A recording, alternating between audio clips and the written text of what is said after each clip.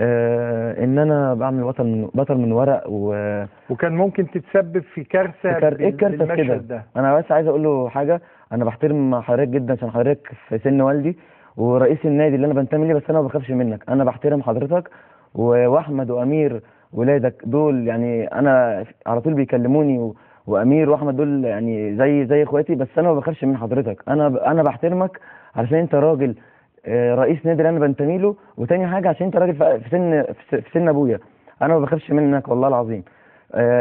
حصل قبل كده يا استاذ وائل كذا موقف بيوقفني، يعني بعد الماتش الاهلي والسوبر ممكن كابتن حسام وكابتن ابراهيم يطلعوا في مداخله يقولوا ده اللي حصل ولا لا. في ماتش السوبر بنلعب النادي الاهلي تعادلنا في الماتش وخسرنا ضربات جزاء، استاذ مرتضى طلع بعد الماتش بيقول ازاي كابتن حسام بيلعب عمر واحمد توفيق، وطلع قرار مجلس اداره عمر ما يلعبش الماتشات.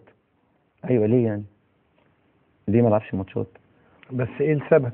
ايوه ما انا عايز اعرف السبب ليه بقى، عشان انا كنت طبعا ساعتها في مشاكل التجديد ومش عايز اجدد وهجدد ولا لا، طبعا التجديد ما بيجيش كده، يعني هو عشان هيلوي دراعي انا هجدد، انا زي ما قلت انا والله العظيم ما بخافش من بس حضرتك. هو كرئيس لنادي الزمالك هنا ده بقى ممكن يدخل في صلاحياته ازاي؟ انا ممكن اعاقب لاعبا بيتمرد عليا، انا مش عايز اضخمه هنا، ده داخل في صلاحياته. ما ينفعش يعني اتمرد على نادي الزمالك خالص يا استاذ وائل، نادي الزمالك ده هو اللي عملني بعد ربنا سبحانه وتعالى، يعني انا من وانا عندي 5 سنين في نادي الزمالك، فهتمرد عليه ازاي؟ هبقى قليل الاصل يعني؟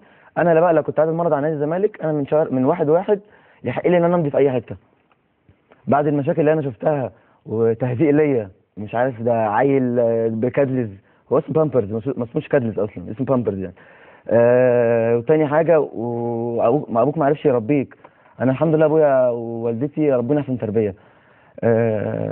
وقال عليه طبعا حاجات كتير وكلم والدي، يعني انا ممكن اول مره اقول الواقعه دي، كلم والدي ساعتها، انا عملت حوار في جريده مشهوره ودافعت عن الوايت نايتس عشان هم طبعا جمهور نادي الزمالك وجزء من جمهور نادي الزمالك وجزء مهم من جمهور نادي الزمالك وانا بحبهم جدا.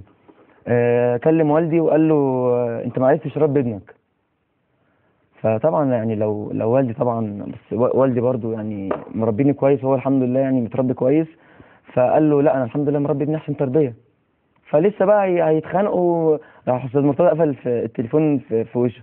بعد كل ده انا كنت ممكن جدا اروح اي نادي والله العظيم يتعرض عليا يا استاذ وائل انديه في مصر وبره مصر ضعف الفلوس اللي انا هاخدها في نادي الزمالك، يعني انا كان اتعرض عليا فلوس من انديه كبيره في مصر وبره مصر اللي انا امضي واروح لهم اول الموسم، بس قلت لا عشان انا. لكن تمسكت بنادي الزمالك رغم الصدام النفسي.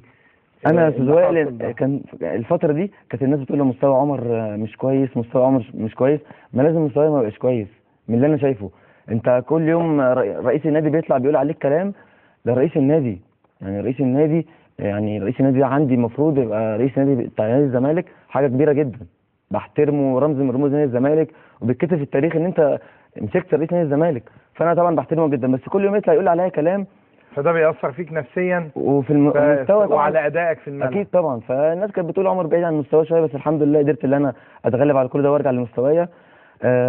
طيب هنا عشان هو بيقول المشهد ده انت كان ممكن تتسبب في كارثه، انت هنا